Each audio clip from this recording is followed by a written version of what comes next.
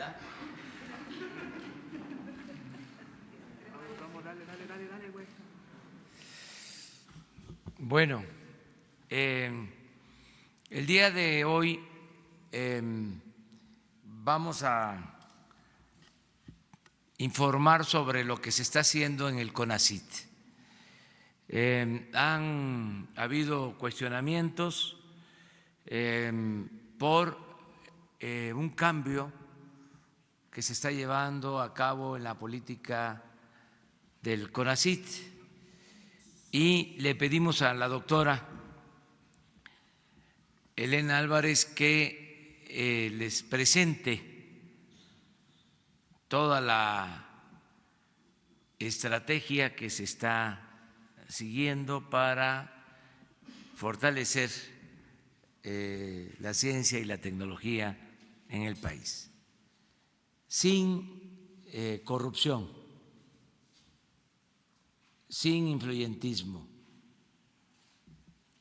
y buscando vincular la ciencia, la tecnología al bienestar de nuestro pueblo. Entonces, ella va a informarles sobre este tema en un momento para que tengan todo el tiempo, porque es un poco larga su exposición, pero vale mucho la pena para que se tengan todos los elementos. Y yo les respondo preguntas sobre lo general, como siempre, en esta primera parte. Empezamos, si les parece, a contestar las dudas que tengan sobre distintos temas. Vamos atrás, ¿no?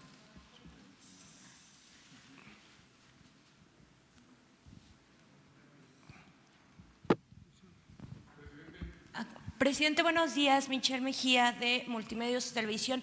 Preguntarle, durante las reuniones del Gabinete de Seguridad, ¿qué balance tienen sobre la incidencia delictiva en la Ciudad de México? En las últimas semanas ha habido un incremento, no sé qué reporte le ha dado la jefa de gobierno, Claudia Sheinbaum, y le pregunto porque hace también unos días se informó que también se va a instalar aquí la Guardia Nacional. Se había comentado que solamente iba a estar en las zonas limítrofes, pero incluso ya hay algunos alcaldes que van a solicitar, ya hicieron la petición a la jefa de gobierno, pues de que estén ya patrullando los elementos de la Guardia Nacional en todas las alcaldías. Y bueno, también todo este contexto se da pues en medio de algunos asesinatos, homicidios a jóvenes. ¿Qué balance hay sobre este tema? Y si en algún momento usted estaría pensando en implementar alguna estrategia como lo hizo en Tijuana hace unos meses. Gracias. Sí, miren, en el caso de la Ciudad de México, durante mucho tiempo estuvo bajo control la delincuencia, es decir, había una tendencia a la baja en los delitos. Yo creo que esto se mantuvo más de 10 años, se redujo mucho el número de homicidios cometidos, de robo de vehículos, y el año pasado empezó una crisis de inseguridad en la ciudad porque se descuidó la atención en materia de seguridad, sobre todo, insisto, a partir del año pasado. De modo que cuando recibe el nuevo gobierno ya tiene el problema en la ciudad. Ya es notorio que están creciendo los delitos, sobre todo el homicidio, que pasa de 2 homicidios a 6 diarios. Estoy hablando de un periodo de 10 años. Que aumentó mucho. La jefa de gobierno está haciendo un gran trabajo. Para empezar, todos los días está atendiendo el problema, igual como lo estamos haciendo a nivel nacional. Ella lo hace aquí en la Ciudad de México y, en efecto, al principio se pensó que no haría falta el que actuara la Guardia Nacional en la Ciudad de México, pero por la situación que se padece, sí va a haber Guardia Nacional en la Ciudad de México, en todo el territorio de la Ciudad de México. Esto está acordado con la jefa de gobierno y ya en los últimos tiempos ha venido dándose una disminución, pero no suficiente. Hace falta más presencia de elementos y de protección a los ciudadanos de la capital. ¿Estos hechos que se han dado en las últimas semanas son hechos aislados o sí tienen que ver a lo mejor con algún incremento? Se dejó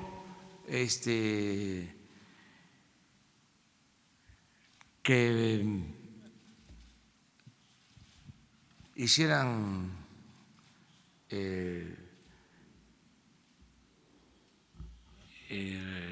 que echaran raíz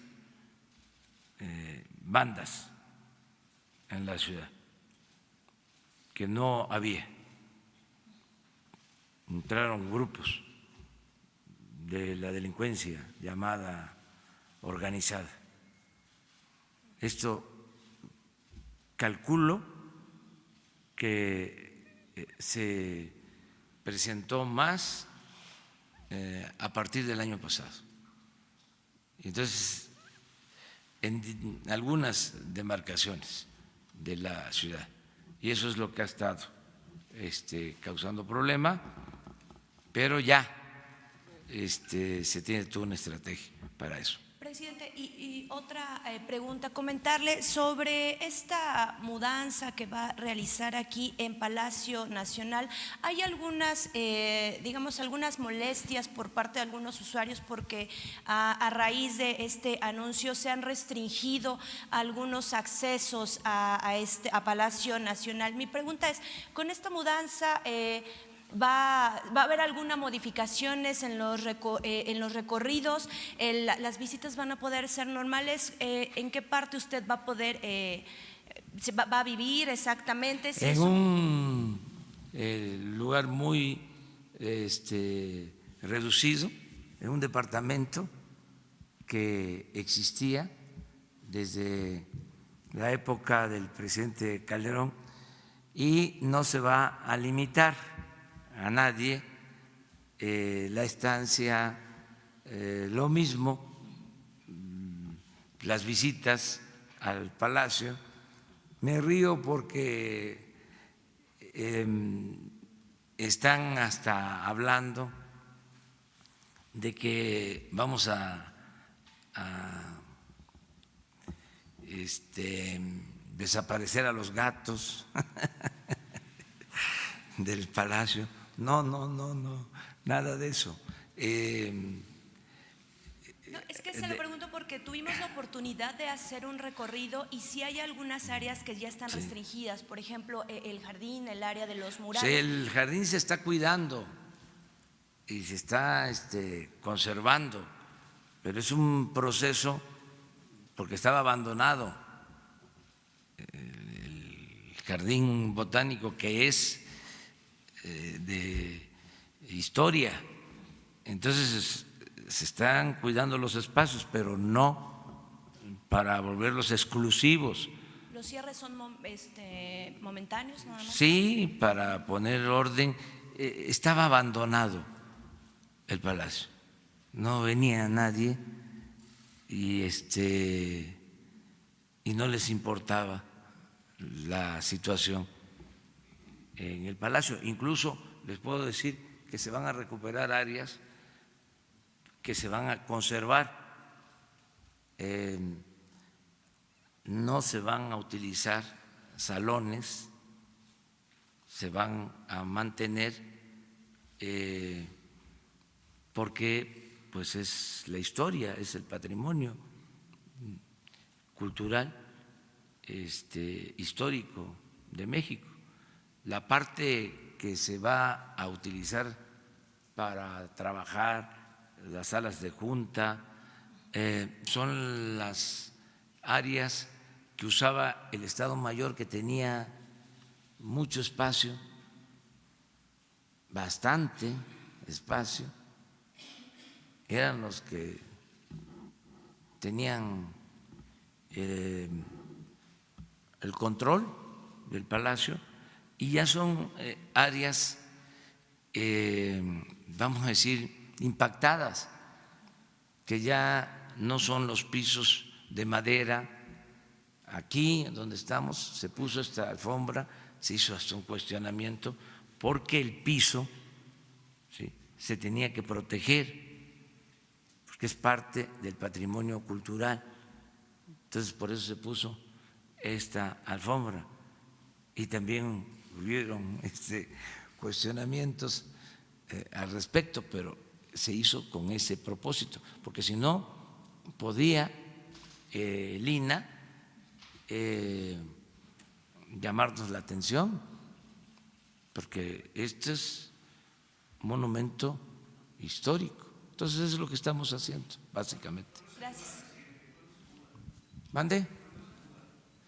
Pues cuando termine Jesús la escuela, como lo dije, y también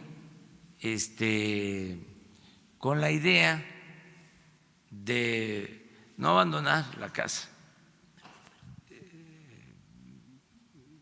Cuando tenga mucho trabajo aquí, que a veces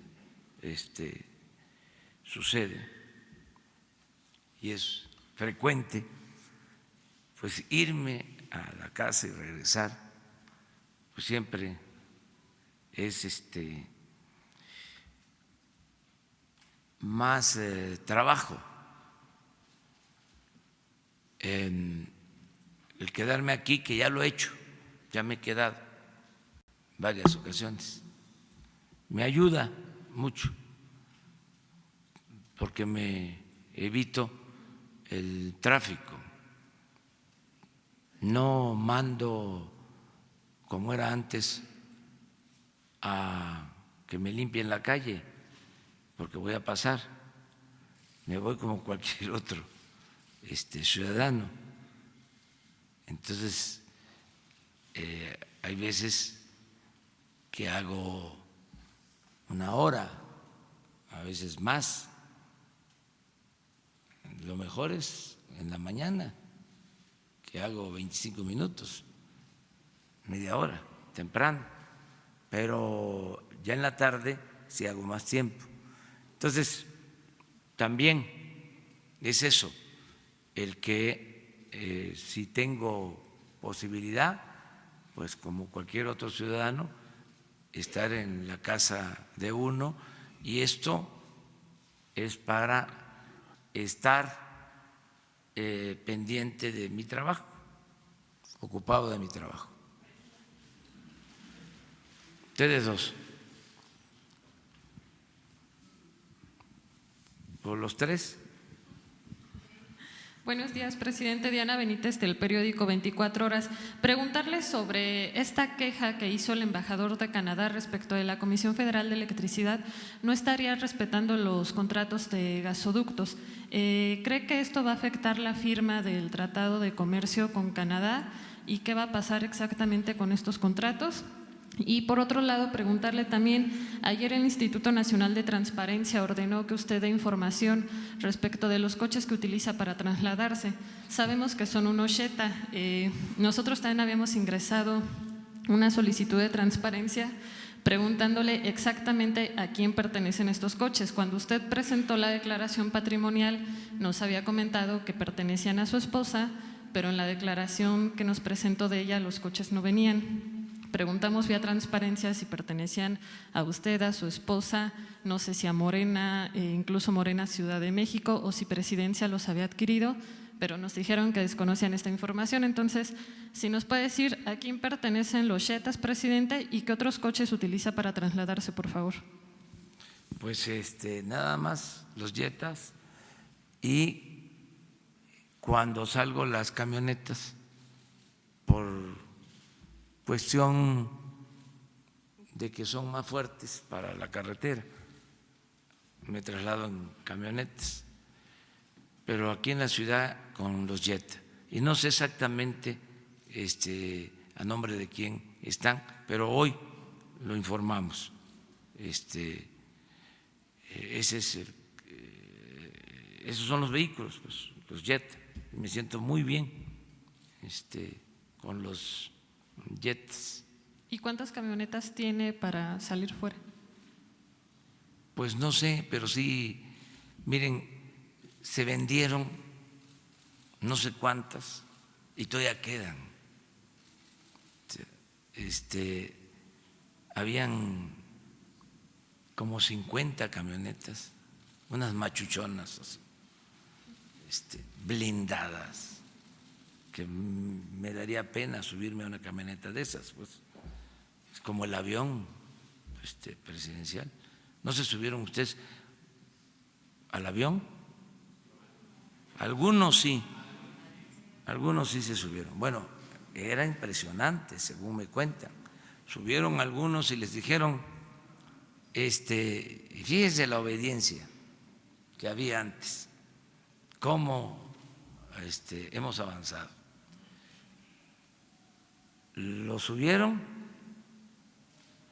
les dijeron, no pueden grabar nada, no pueden filmar nada. Y los bajaron, les mostraron el avión y no salió nada en los medios. Ahora la vida pública es cada vez más pública y es de celebrar, la transparencia. Entonces, también hoy te damos lo de las camionetas para que tengan la información. O sea, ¿cuántas se tenían? Eran muchísimas. ¿Y con cuántas nos quedamos para estos viajes? Lo de los contratos, presidente, por favor. Lo de los contratos, aquí se dio a conocer de que esos contratos eran abusivos. Yo les llamé contratos leoninos porque se entregaron con todos los beneficios para las empresas.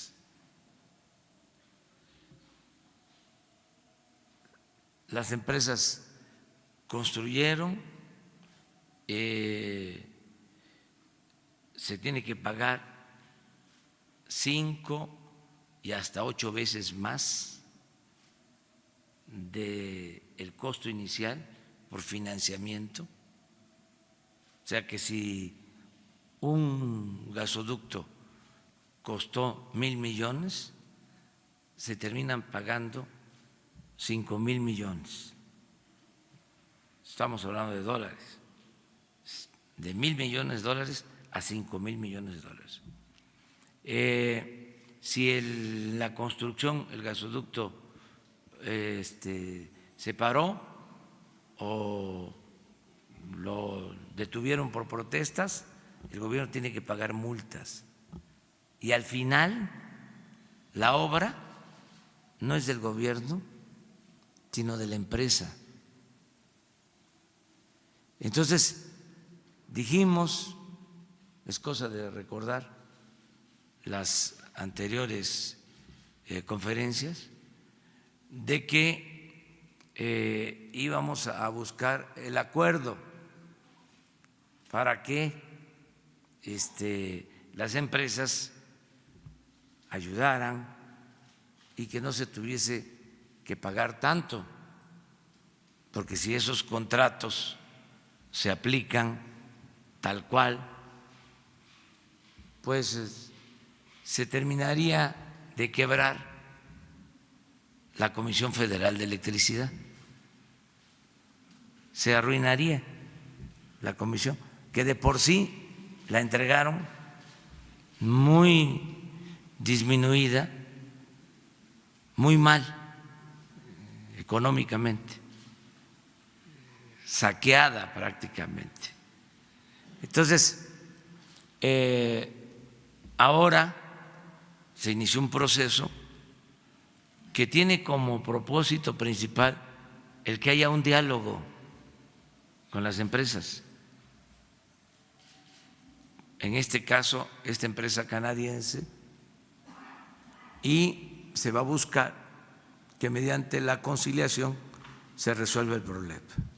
Presidente, este proceso ya tiene meses, ya nos había platicado de ello, pero ¿ha habido algo que no se haya logrado con esta empresa, un acuerdo, o por qué el embajador sale a decir esto? Bueno, el embajador tiene que hacerlo, como lo haría cualquier embajador, tiene que defender a una empresa de su país, pero se va a llegar a un acuerdo, porque tenemos también nosotros que defender los bienes y los intereses del pueblo de México. Entonces, ¿no afectaría que se ratifique el No, tratado? para nada. Miren, una de las cosas importantísimas que a veces se olvidan es de que cuando se negoció el tratado, nosotros pusimos como condición, y éramos apenas observadores, porque todavía no era yo presidente constitucional, sino presidente electo. Cuando se tocó el tema del sector energético, había un capítulo muy abultado, y dijimos que eso no lo aceptábamos, porque nos ataba por completo.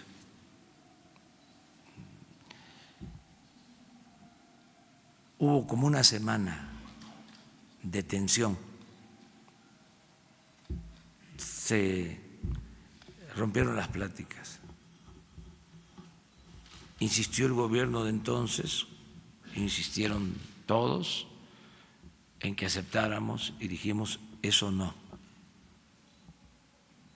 Estamos de acuerdo en lo demás, pero eso no. Ese capítulo no. Y por eso yo le tengo consideraciones, respeto al presidente Donald Trump, porque ya cuando estaba a punto de darse a conocer, todo esto se manejó en sigilo,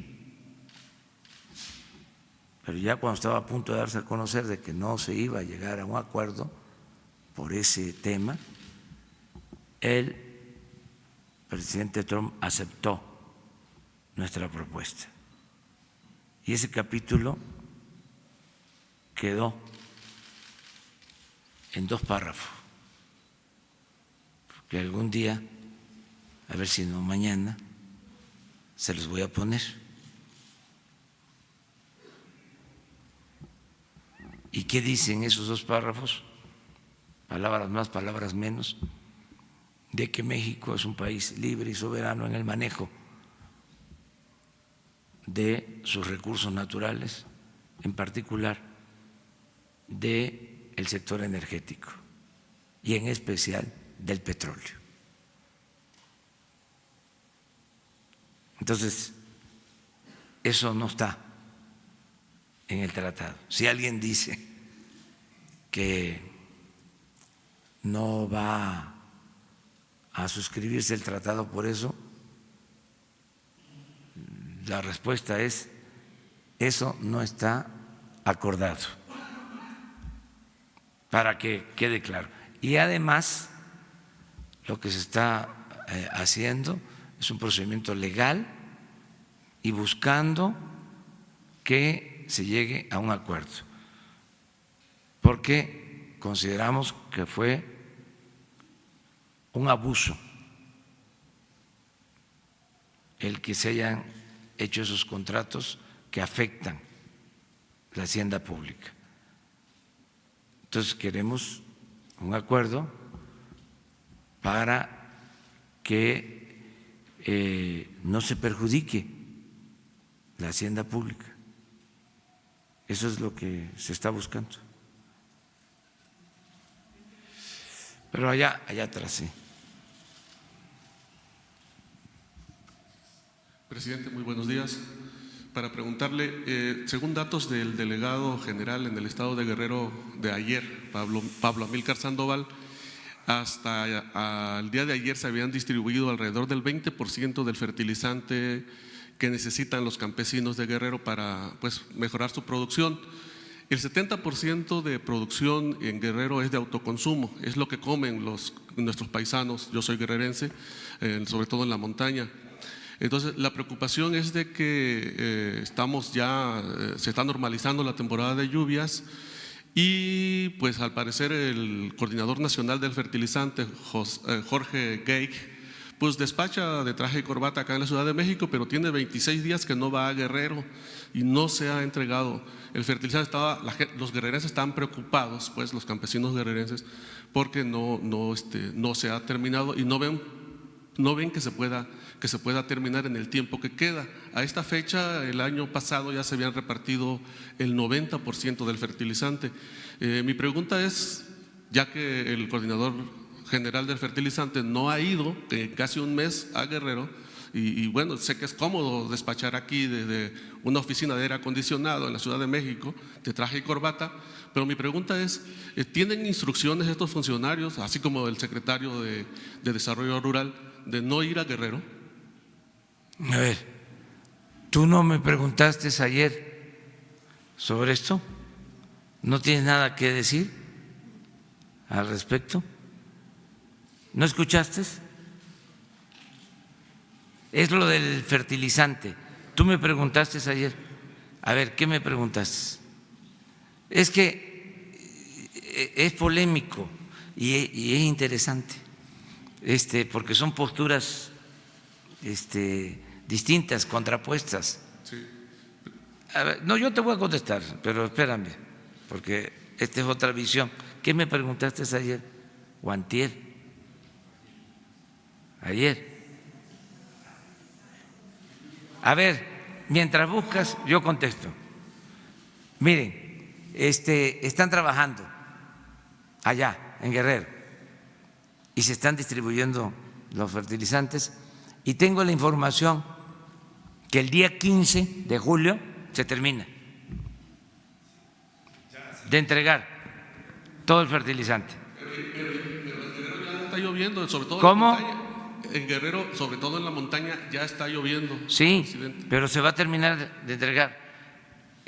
Ayer hablé yo de que era un programa que llevaba ya mucho tiempo manejado de una forma y ahora cambia ¿sí? Y se va a manejar de otra manera. Y entonces, siempre que hay los cambios, bueno, imagínense ahora cuántas resistencias hay al cambio, la palabra reaccionario viene de eso, ¿sí? De que en los movimientos de transformación, cuando hay un cambio, pues hay una reacción. O sea,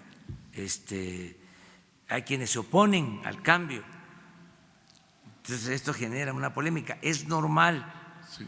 ¿Sí? Esto que vamos a ver ahora con CONACYT,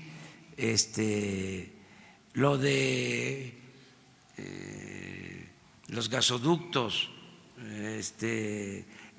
lo de ayer que vimos sobre la austeridad en el IMED, o sea, todo tiene que ver con los cambios que se están llevando a cabo. Entonces, porque no es más de lo mismo. Ya tienes tu… Bueno, pero termino de decirte que la información, que es lo más importante que tengo, es que el día 15 de julio se termina de entregar todo el fertilizante. Ese es el informe que me dio ayer el secretario de Agricultura. Y me informó de que están trabajando, entregando el fertilizante con resistencias, porque han detenido a quienes van a la entrega del fertilizante, han habido bloqueos, porque hay resistencias por esta nueva forma de proceder. Pero tú me planteaste algo Jaime, ayer. Sí, de bajo palabra le reitero la pregunta. A ver, nada más. Si fue el día de ayer. Acércalo. Perdón. Sí. Si el día de ayer fue saqueada una bodega y un camión de fertilizante en Teconoapa, Guerrero. El reparto de ese apoyo para campesinos se lo disputa el gobernador priista Héctor Astudillo al gobierno federal.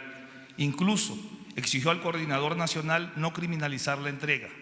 La pregunta es, ¿cuál será la postura de su gobierno ante la evidente manipulación que pretende el gobierno de Guerrero sobre este apoyo a campesinos? Y dos, usted ha dicho que nadie debe de usar los programas sociales para hacerse promoción. ¿Hará usted algún llamado o recordatorio a los gobernadores en este sentido? O sea, son posturas, ¿sí?, que existen sobre esto. Lo más importante es que se entreguen los fertilizantes a tiempo. Le voy a pedir al secretario de Agricultura que venga mañana. Sí, presidente, yo espero que le estén informando bien, pero los caminos ya con las lluvias empiezan a cortar. Los ayuntamientos no están participando para entregar el fertilizante. Y tengo otra pregunta más. Tengo entendido que se invirtieron 300 millones de pesos para comprar semilla mejorada, que tampoco se ha entregado. Como ya están las lluvias, ya no se va a poder usar esa semilla. Entonces, ¿habrá alguna sanción para porque ahí se va a quedar la semilla? Pues en esta época de austeridad, gastar 300 millones y dejarlo en bodega es hasta criminal. Esa es mi segunda pregunta, presidente. ¿Habrá alguna sanción? Mañana viene el secretario de Agricultura y les informa bien sobre esto.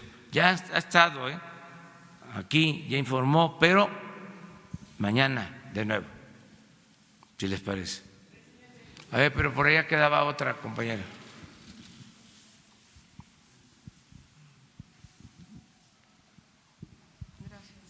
Buenos días, presidente. Guadalupe Vallejo, de Notimex. Primero, nada más si nos puede ampliar brevemente, ¿qué fue lo que pasó? Se habló con Claudia Sheinbaum, con la jefa de gobierno, sobre el número de elementos que entrarían y cuándo patrullarían. Eso nada más para aclarar un poco la nota que nos dio ahorita. Sí, ya se trató con ella y se está ayudando desde hace como 2 meses se le está apoyando con elementos, ¿no? ¿Hay algún número? No tengo el dato. Miren, en general vamos a atender todo el país con 70,000 elementos. Con esos vamos a iniciar la Guardia Nacional. 70,000 elementos en el país que van a ir aumentando. Vamos a llegar como a 130, 140,000 elementos. Fíjense, ¿saben cuántos habían? 10,000 efectivos. Y vamos a empezar el domingo con 70,000. Entonces, se va a dar a conocer toda la estrategia de atención de la Guardia Nacional. Se le está dando prioridad. Ya se cuenta con el presupuesto. Se va a informar todo el domingo, porque si no, ya que les vamos a poder decir ahí, o sea, si se los adelanto, esperemos un poco, y además para que lo hagan quienes han estado trabajando, el comandante de la Guardia Nacional, el general Bucio, y el secretario de la Defensa, el secretario de Marina, el secretario de Seguridad Pública, todos los que han estado en la conformación de la Guardia. Ya incluso se tienen todos los reglamentos, Protocolos, ¿qué es lo que todos los protocolos están por terminar. Hoy, mañana, terminan los primeros cursos de formación. Entonces ya el domingo les informamos bien y cuántos elementos para la Ciudad de México. Sí, presidente, le preguntaba esto porque organismos no gubernamentales e incluso legisladores han cuestionado el que parte de esa Guardia Nacional se haya ido a ambas fronteras cuando su función era otra. ¿No considera, ellos coinciden que hay una militarización en las fronteras, una crisis humanitaria, a lo que se suma la fotografía que dio la vuelta al mundo?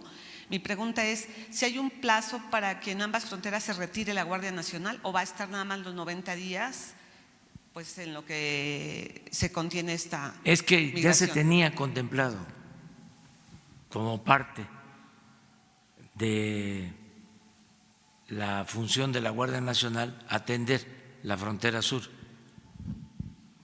Es parte de un programa. Ya se tenían contemplado que iban a estar 6,000 elementos. Les estoy hablando de 70,000 en general para la frontera sur, porque les recuerdo, son 266 coordinaciones. Ese es el plan general. Como no se tienen todos los elementos, vamos a iniciar con 150 coordinaciones. Una coordinación va a atender en una primera etapa 2 coordinaciones y hasta 3, y luego en la medida que se tengan más elementos se van a ir creando nuevas para cubrir las 266. Ese es el plan, pero de inicio vamos a estar en todo el país. Y el número de elementos tiene que ver también y la ubicación de la sede de la Guardia con los sitios en donde tenemos más incidencia delictiva, donde hay más violencia. Es toda una estrategia que ya va a comenzar. Y finalmente, se canceló una vez más la licitación de la entrega de medicamentos. ¿Tiene alguna información al respecto? No hay ninguna demora, es parte de lo mismo. ¿Se entregará en tiempo y forma? Sí. Es que eran negociazos, se rayaban. Yo los entiendo. Miren, estoy convencido de que hace falta un programa prioritario de implementación de terapias para atender la enfermedad de la corrupción.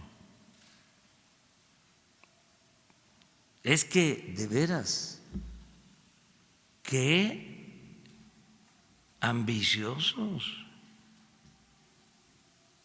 qué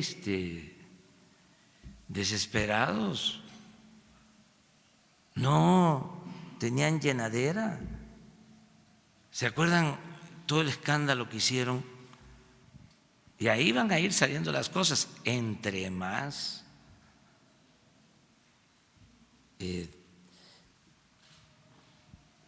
se resistan, entre más reacción haya, más se van a ir dando a conocer las cosas. O sea, y no me van a echar la culpa a mí, sino que yo tengo que aquí aclarar, es mi responsabilidad. ¿Se acuerdan todo el escándalo de que se iba a quedar sin promoción el turismo porque se iba a utilizar el fondo de fomento turístico para el Tren Maya? Pues ya estamos a punto de terminar una investigación de malversación de fondos del Fondo del Turismo. Se llevaban el dinero al extranjero. Sí, vamos a informar, claro que vamos a informar. Lo mismo lo del sargazo.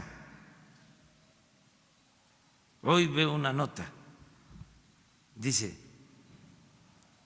se va a perder el 20% de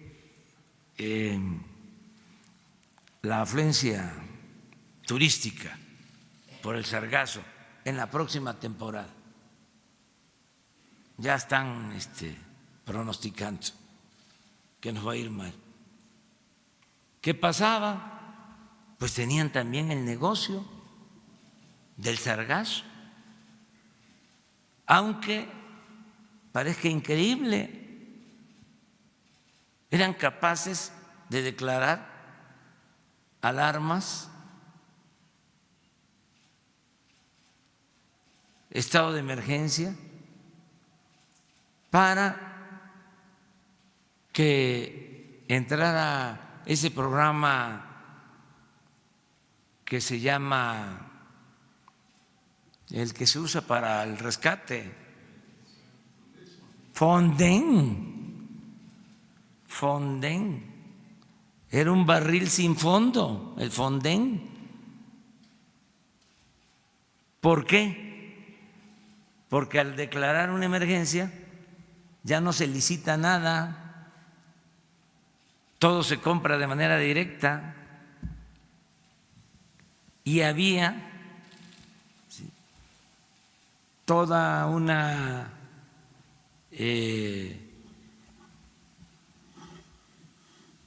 constelación de empresas alrededor del Fonden, que eran las que vendían todo, láminas, despensas, cáteres, todo esto manejado por Gobernación,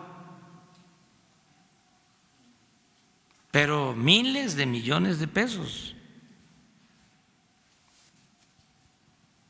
Y así también lo del sargazo. Yo recuerdo que me presentan un programa por lo del sargazo y era para contratar una empresa. Me lo presentaron un día, el programa, y me fui a la casa de ustedes leyendo el programa, y era la contratación de una empresa para atender el problema del sargazo. Leo el programa y pues no me gustó porque era lo mismo, ¿no? O sea, ¿por qué contratar una empresa? ¿Qué no tenemos nosotros una institución tan profesional como la Marina,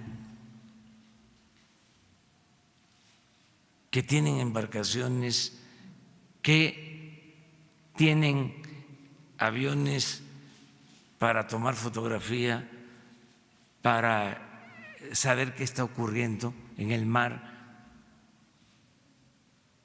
para hacer estudios, además con profesionales, con marinos responsables? ¿Por qué no la Marina se hace cargo de atender este problema? Que aprovecho también para decir que surge, y en eso no se han ocupado muchos de los ambientalistas, surge porque se permite la utilización masiva de agroquímicos que van al mar y que producen este fenómeno de lo del sargazo por la contaminación de mares, que es un asunto de muchos países que se afectan por esta situación. Bueno, para mi sorpresa, también de regreso en el Jetta, empiezo a ver las noticias y me encuentro una columna de, ¿cómo se llama?, el conductor de un programa de Televisa, Lore de Mola, una columna en donde ya está denunciando que el gobierno va a contratar a una empresa a la que yo estaba, a la que me estaban proponiendo, y que era un gran negocio. Entonces, se hace la reunión en la mañana y les comento, fíjense que sucedió esta situación, qué casualidad. Entonces, ahí se toma la decisión, va a la Marina, y cuidado, porque aquí hay tranza. Eso es lo que hacemos todos los días, estamos pendientes, pero realmente sí es una enfermedad y sí hace falta cursos, talleres, sesiones de terapia para curar la corrupción. Sí es un problema. Entonces, yo los entiendo, están molestísimos porque era un botín el gobierno y ya estaba familiarizado aquello de que tú por qué defiendes o por qué te metes a defender si no es tuyo el dinero. ¿Cómo no? Es de todos. Todos tenemos que ser guardianes del dinero público. Entonces, esas son las resistencias que estamos enfrentando. Por eso, pues hay estas inconformidad, pero ofrecemos disculpas por las molestias que esto ocasiona, pero va para adelante la cuarta T, la 4T.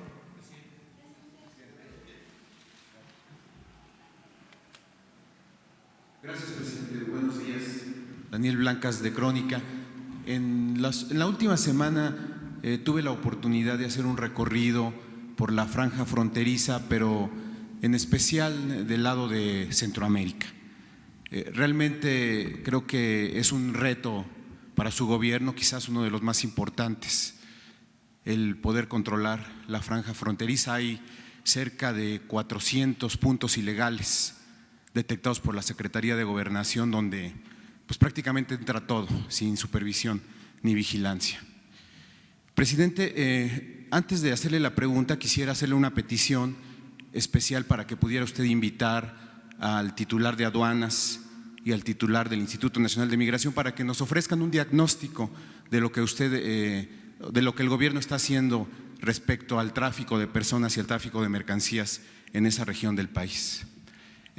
La pregunta concreta, presidente, es difícilmente habrá un control del gobierno mexicano para el tráfico o para el tránsito de personas. No lo va a haber porque pues estamos hablando de una frontera de 1,419 kilómetros. ¿Se abocará el gobierno a detener o a ordenar la migración ya cuando los migrantes estén en territorio mexicano? Es decir, esa es la estrategia, ya cuando estén adentro, porque le repito, en la frontera va a ser imposible que lo logren.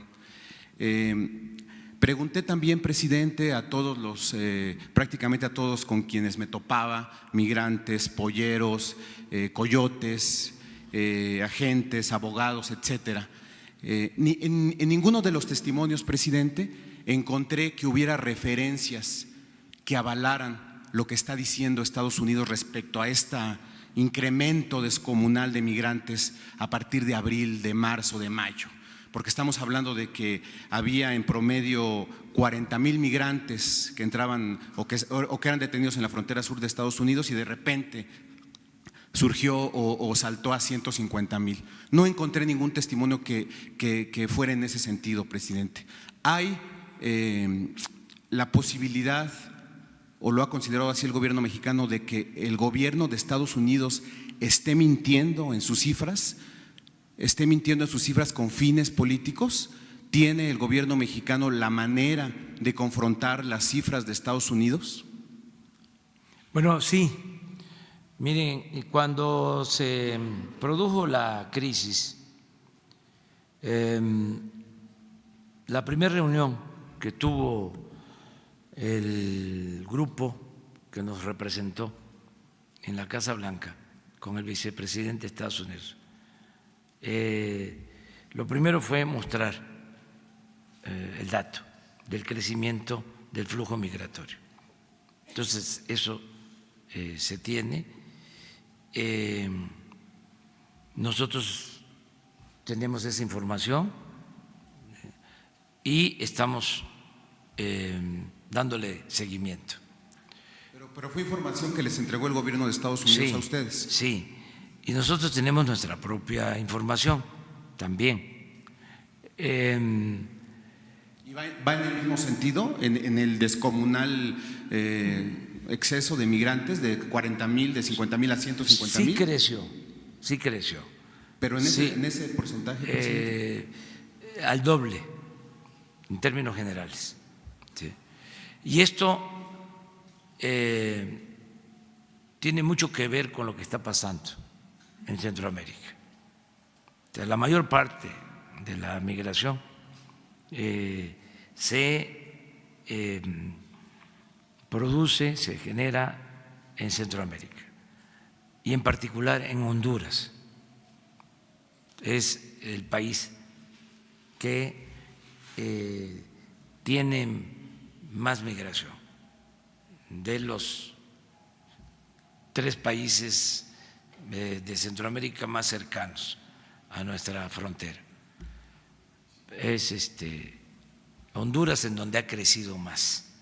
Sí, desde luego también Guatemala, menos Salvador. Todo esto porque hay una situación difícil en Centroamérica. De ahí nuestra insistencia en atender las causas, en impulsar actividades productivas, en crear empleos, lo que ya estamos haciendo y lo vamos a seguir haciendo. Pensamos nosotros que vamos a lograr atemperar el fenómeno migratorio. Lo tenemos que hacer. Pronto les vamos a informar porque tenemos un plazo que es el 10 de septiembre, que son los 3 meses, pero vamos bien. Es un problema, como tú lo mencionas, complejo, difícil, pero lo estamos atendiendo de la mejor manera posible. De los 400 puntos que hay para cruce en la frontera sur, ya le decía yo que aproximadamente 380 son ilegales, no hay presencia de autoridad, 11, 12 sí hay garitas, sí hay casetas de migración, pero predomina la corrupción, presidente. Con una mordida uno puede meter lo que sea, y lo viví e incluso lo hice para simular esta situación. ¿Qué diagnóstico tiene usted de la corrupción que predomina en la aduana y en el Instituto Nacional de Migración en esa zona fronteriza? Igual que el gobierno que recibimos, podrido, lleno de corrupción en general. Se tuvieron que despedir por corrupción alrededor de 500 agentes de migración y no se termina la limpia. Y sí quiero que les informen tanto el director de aduanas como el de migración sobre este tema. O sea, son instituciones que se echaron a perder por completo, pero no solo esas, todas, desde aquí, desde el Palacio, todo el gobierno. Es que parece que es retórica, que es discurso. No, el principal problema de México es la corrupción. Eso fue lo que dio al traste con todo. Esa es la causa principal de la desigualdad económica, social. Por eso se desató la inseguridad y la violencia, por el saqueo, en el que intervinieron sector público y sector privado. Se creó un grupo a partir de las privatizaciones, de la política neoliberal. No significaban mucho, casi nada en términos económicos, en términos financieros, y de repente se convirtieron en los hombres más ricos del mundo. Es un fenómeno, y eso desgraciadamente permeó, no lo echó a perder todo, porque es muy fuerte nuestra cultura o nuestras culturas, son muy fuertes. Este es un pueblo con muchos valores, una gran reserva de valores culturales, morales, espirituales. Resistió nuestro país por nuestra cultura, nos salvó nuestra cultura, nuestras culturas nos volvieron a salvar. Pero sí era un asunto grave. A mí me corresponde estar decidiendo a quién nombrar. ¿Y saben qué prevalecía? No era lo más importante la honestidad, lo más importante era la eficiencia o la supuesta eficiencia. ¿Dónde estudiaste? ¿Qué nivel académico tienes? ¿Sí? Eso era lo que importaba más. ¿De qué grupo eres? Aquí los potentados tenían a sus empleados en todas las dependencias para defenderlos. El gobierno estaba tomado, secuestrado, era un comité al servicio de una minoría rapaz, y eso pues era el ejemplo para todos. El funcionario, el servidor público de abajo veía lo que hacían los de arriba, ese mal ejemplo, decía, si lo hacen arriba, ¿por qué no lo voy a hacer yo? Si yo no cobro o no pido un soborno, una mordida, si lo están haciendo arriba, si están dando el mal ejemplo. Entonces, hoy sale un reportaje también en El Financiero. Dice, y lo digo con todo respeto, o sea, si mencionamos los periódicos es parte de la polémica, sin censura, sino porque son enfoques. Dice la cabeza de la nota, dice Octavio Romero, preocupado por limpiar Pemex, pero los inversionistas quieren que se preocupe por aumentar la producción. ¿Sí? ¿Se dan cuenta? Bueno, ¿qué no se lleva el limpiar Pemex con que haya más producción? Es más, si no se limpia Pemex, no hay más producción. Pero son las concepciones que prevalecen. O sea, ¿qué es lo que queremos en el caso de Pemex? Limpiarlo y que haya producción, y lo estamos logrando. Y también, como lo comentaba yo ayer, se cometen errores, pero se pueden resolver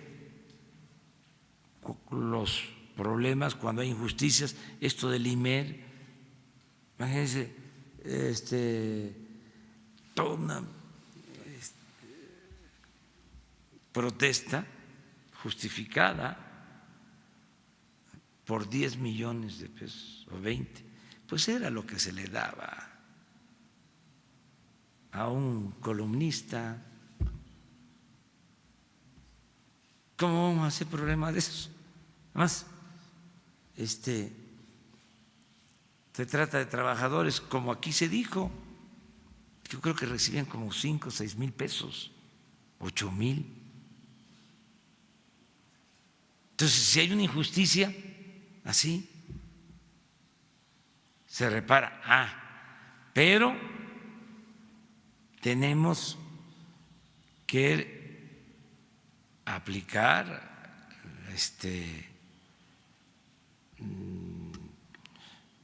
los cambios. Les cuento otra. Está en el Senado la iniciativa de austeridad y les quieren hacer cambios a la oposición. ¿Qué no quieren? Creo que es un artículo, creo que el 24. Y es un buen tema también de debate. Ahí se establece de que si un funcionario público termina, no puede en 10 años, es lo que nosotros proponemos, irse a trabajar a una empresa privada vinculada a el trabajo que tuvo como funcionario público. Pues ya brincaron, no les gustó. Entonces me dicen, no, es que para que pase hay que negociar esto. No, si ese es un problema. ¿Qué hicieron los funcionarios de todo el periodo neoliberal? Se fueron a trabajar a las empresas, subsecretarios, secretarios, hasta presidentes. Salían de aquí y a trabajar a las empresas privadas. Imagínense con toda la información que uno tiene,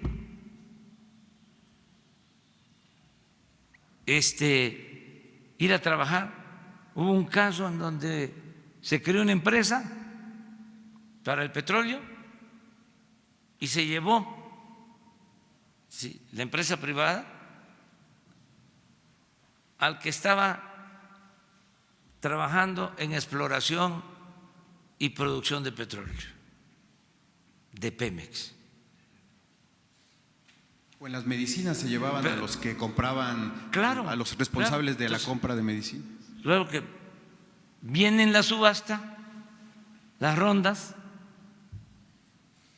y ese director de la empresa privada, antes funcionario, sabía dónde estaban las reservas y de pura casualidad le atina. Y el contrato va dirigido a un área donde hay petróleo. O sea, es información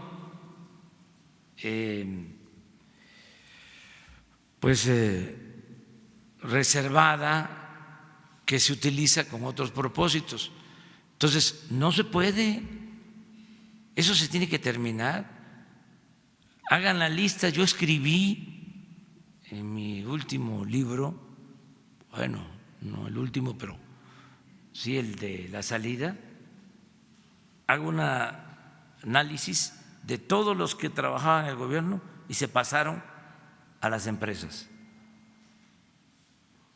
Una de las características, estas reguladoras que crearon para facilitar la privatización, el saqueo, hay algunas, sobre todo las que tienen que ver con el sector energético, que me llamó la atención porque puro joven, cuando en el gobierno ya la mayoría somos mayores, pero ahí hay puro joven. ¿Por qué? Porque van nada más capacitándose, conociendo el entramado de las dependencias y los contratan y se convierten en gestores.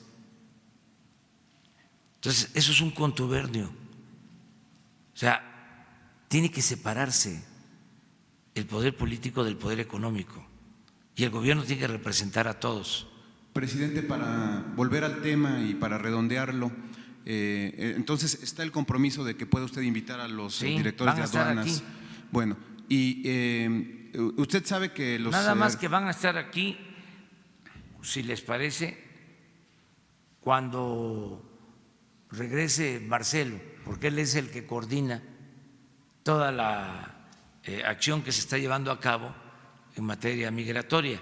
y aunque también va a incluir a aduanas, invitamos al de aduanas, pero que venga Marcelo y ustedes puedan conocer qué se está haciendo en política migratoria y en Hacienda, Sí, en aduanas. Por supuesto que usted sabe que los reporteros en la calle no tenemos la verdad absoluta, pero sí un trozo de la realidad, y mi hipótesis periodística es que Estados Unidos miente con las cifras que está ofreciendo y que son motivo de esta estrategia.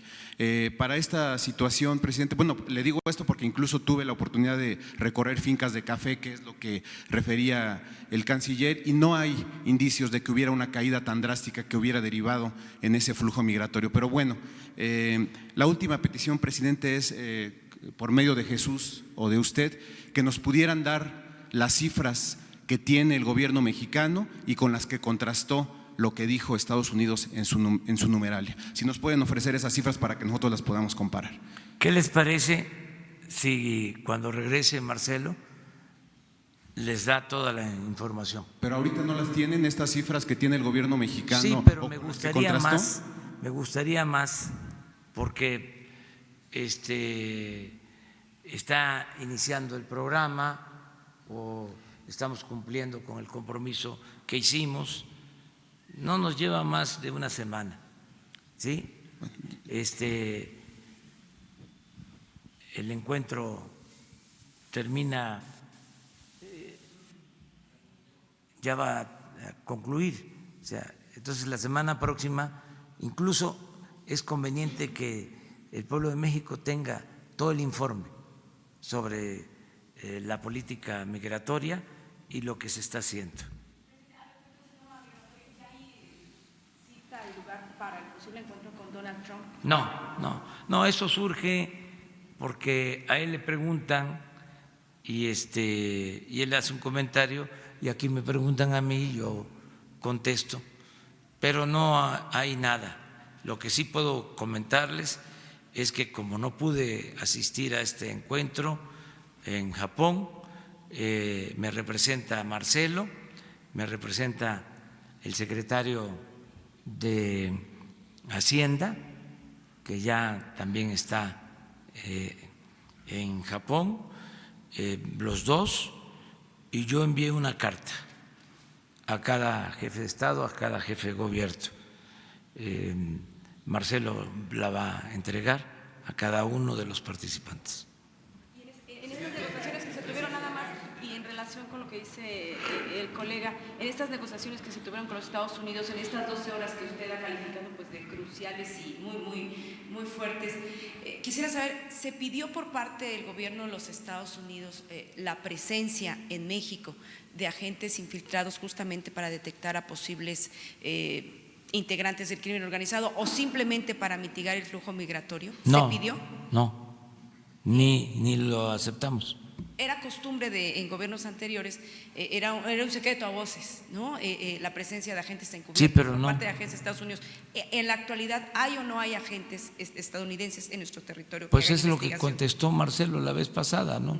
De acuerdo a los convenios que hay y la participación que tiene Estados Unidos con su embajada, pues tiene personal, pero para ser claros, precisos, cuando se llevó a cabo el acuerdo para evitar que impusieran los aranceles, nosotros no permitimos, es más, ni se trató el tema, no se trató y tampoco lo íbamos a permitir.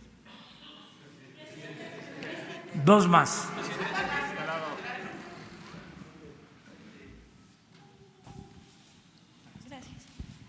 Buenos días. Presidente, buenos días. Los dos. Uno, perdón. Marco Antonio Olvera, de Radio Latino, California. Buenos días, presidente y secretaria. Preguntarle, el día de hoy en nuestro periódico damos a conocer en El Sol de México que las iglesias evangelistas van a participar en la difusión de la cartilla moral, van a estar realizando sesiones de estudio al interior de sus centros religiosos sobre lo que es la cartilla moral. Y pues bueno, preguntarle si ha considerado también que otras religiones hagan lo mismo como la católica, y bueno, si van a estar incluidas, y si no, cuál es la razón. Y bueno, también saber si esto no interviene con el principio de Estado laico. Y si en caso de que intervenga, pues entonces desistiría de que se lleven a cabo estas reuniones. Gracias. Mire, nosotros vamos a seguir manteniendo buenas relaciones con las iglesias en el marco del Estado laico y de la libertad religiosa. Y todo el que quiera ayudar para que podamos conseguir la paz en el país es bienvenido. Es una convocatoria abierta, amplia, incluso voy a tratar este tema, es uno de los puntos de varios asuntos en el Zócalo, el lunes. La convocatoria a conseguir la paz con la participación de todos los mexicanos. Entonces, ¿usted está de acuerdo en que los grupos religiosos estudien en su interior la cartilla moral Yo y sí, la Constitución? y ojalá y todos hagamos lo mismo. ¿Por qué no? No se viola el Estado laico, entonces, con eso. Es que no hay ninguna violación al Estado laico. Es muy importante definir qué es el Estado laico. O sea, en esencia es que no haya una religión oficial o predilecta, que el Estado no tenga preferencias por ninguna religión y que se respete la libertad a creer o a no creer. Pero ahí dice que en el artículo 130 que las asociaciones religiosas no pueden participar en políticas públicas. ¿No sería el caso? Pero no es el caso. No es el caso. Miren, cuando se quiso distribuir en las escuelas la cartilla moral de Alfonso Reyes, se argumentó de que era una injerencia, ¿sí?, de las iglesias o de la religión en las escuelas, pensando de que la cartilla de Alfonso Reyes tiene un propósito religioso. Él mismo lo explica muy bien, lo aclara. Son valores universales, son preceptos aplicados a lo largo de toda la historia del mundo por creyentes y no creyentes. ¿Qué sucedió entonces? Que se mandaron a hacer, no sé si miles o millones de ejemplares y se quedaron en bodega y no se entregaron. Y los que se opusieron, y eso se los dejo a ustedes de tarea para que lo investiguen, pues no se caracterizaron según los hechos por actuar con moralidad.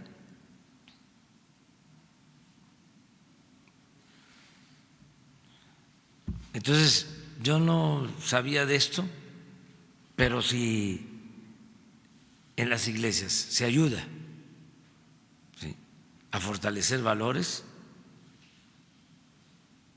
lo celebro. Si en las logias se fortalecen valores,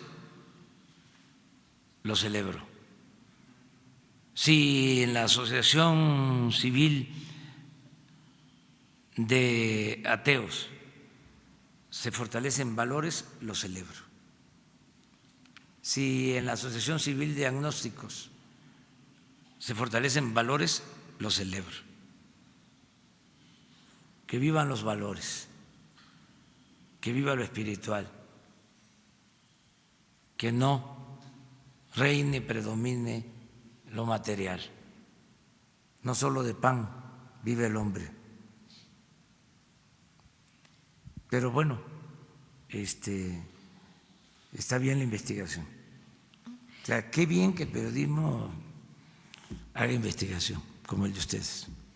Y ya nada más por último, sobre Fertinal, hoy también se revela que son millones de dólares los que se está pagando en la nómina, y usted había dicho que pues bueno, eran 3.500 trabajadores en la nómina que pues ni estaban trabajando. ¿Se va a hacer un proceso de limpia? ¿Ya se está trabajando, digamos, en eso para pues dejar de pagar, o sea, este dinero y generar más ahorros?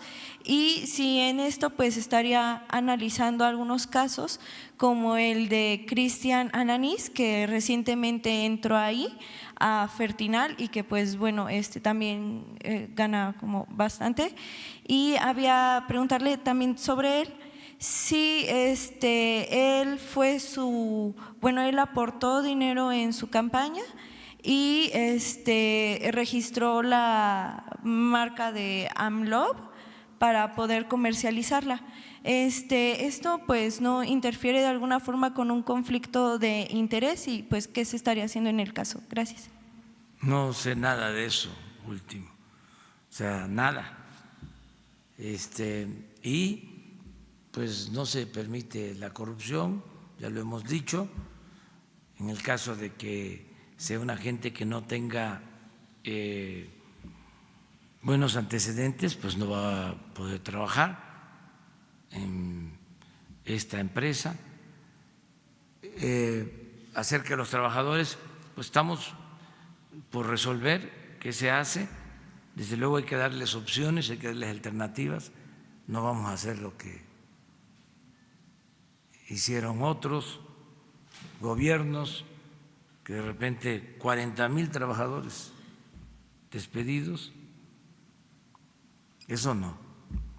O sea, tenemos que buscar la forma de darles opciones, de darles alternativas.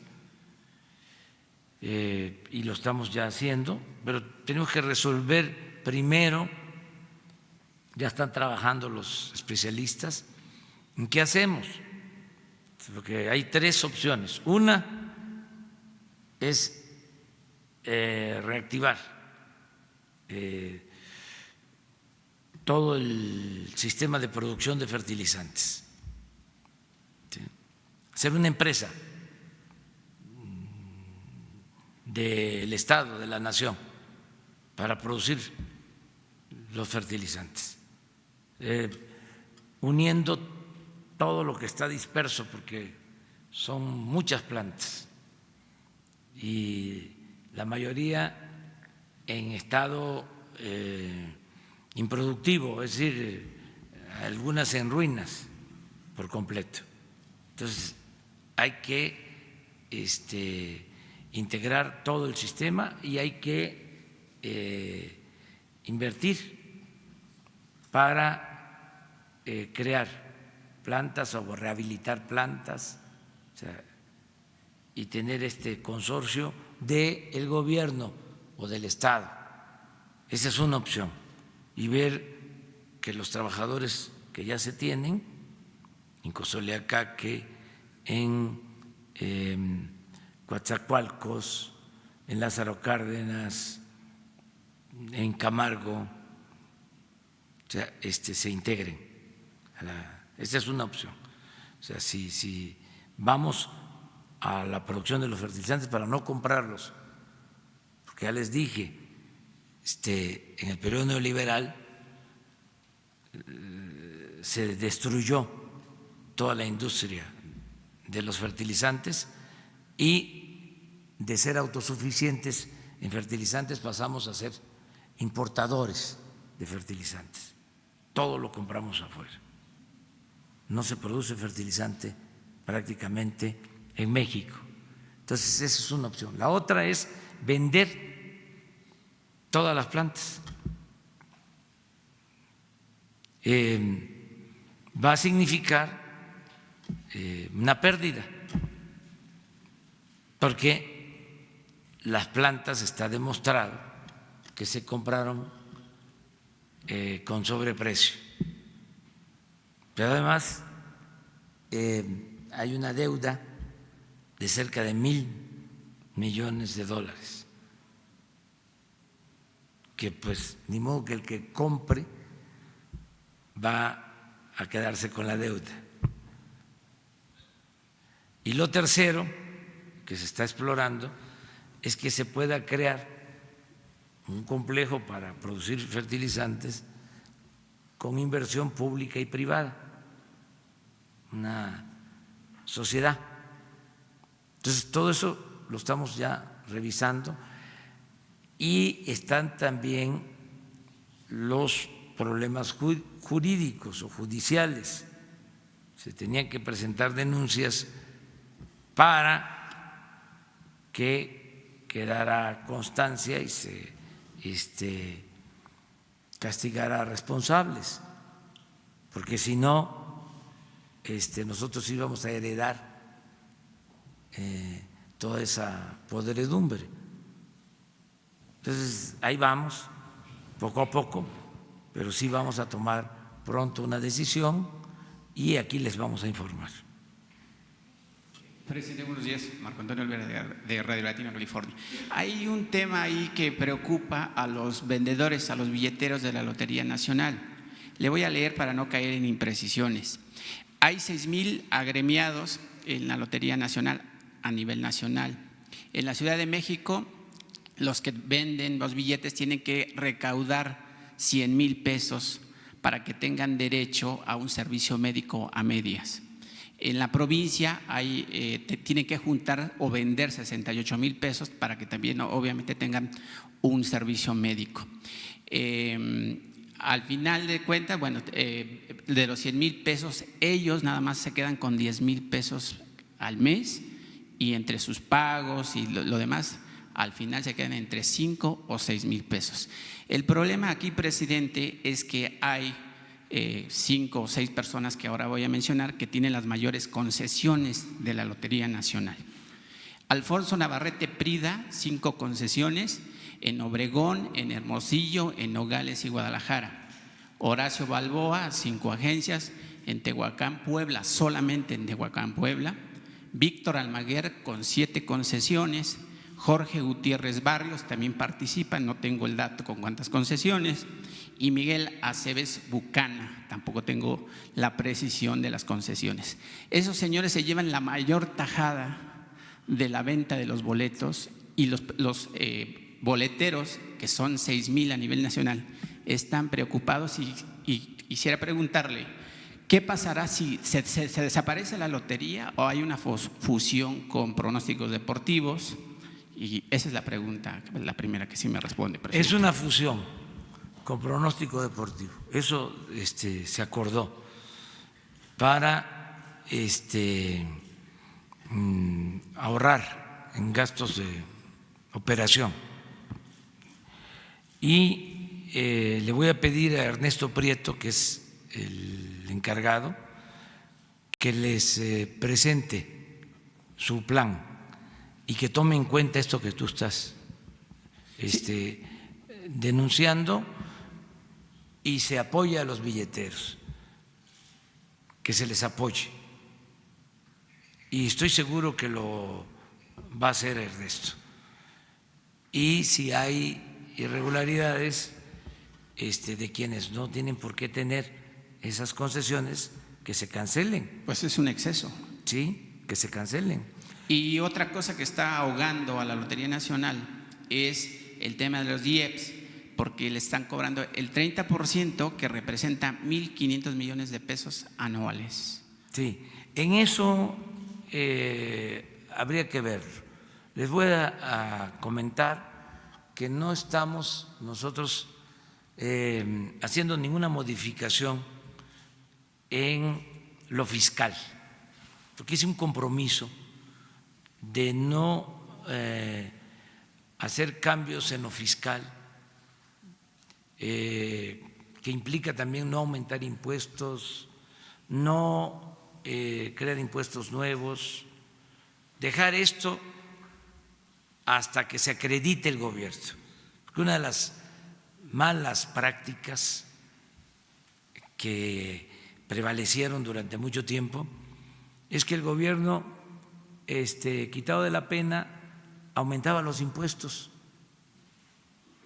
y nunca llevaba a cabo una política de combate a la corrupción o una política de austeridad. No ponía el ejemplo. Entonces siempre se decía, hay que apretarse el cinturón. Pues ahora el que se va a apretar el cinturón, el que se está apretando el cinturón es el gobierno, dando el ejemplo para poder decir, si hace falta, miren, consideramos que debe de aplicarse esta reforma fiscal. Pero primero, dar el ejemplo, poner orden, acabar con la corrupción y que haya austeridad. En este compromiso que hice está también el no reducir impuestos, no modificar ninguna ley. Me vienen a plantear que se deduzcan impuestos. No, ahora no. Es lo mismo, o sea, ya no va a haber condonaciones de impuestos, todo eso se termina. ¿Por qué habían estos privilegios fiscales? No es el caso de los billeteros, aclarándolo. Estamos hablando de los de mero arriba.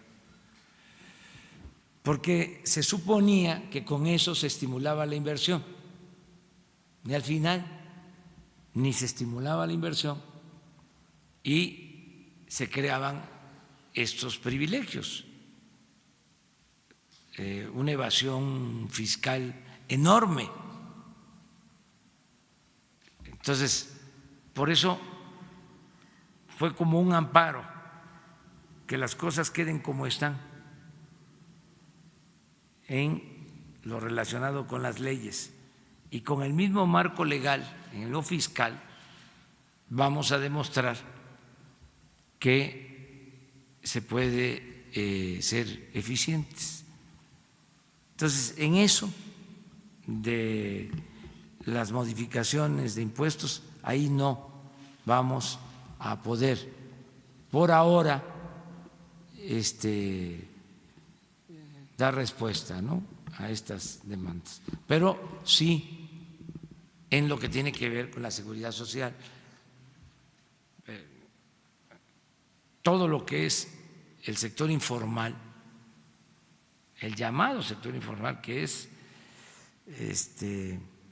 tan importante socialmente y económicamente como el sector formal, porque vive de esa manera mucha gente, millones de mexicanos que se buscan la vida como pueden, y muchos de ellos no tienen seguridad social, muchos. Por eso me estoy ocupando de que podamos tener un sistema universal de atención médica y de seguridad social. Hacia allá vamos, poco a poco. pero sí le voy a pedir a Ernesto Prieto que platiquen y si es necesario que informe aquí con ustedes qué están haciendo, cómo está esto de las concesiones, cómo está lo de los billeteros, que me consta gente trabajadora y humilde.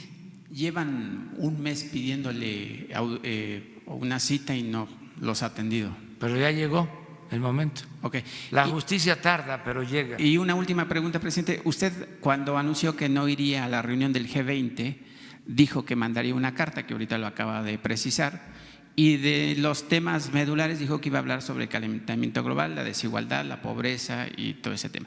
Me gustaría, si puede, precisar cuál es el tema medular de esa carta. Por las circunstancias, el tema es migración.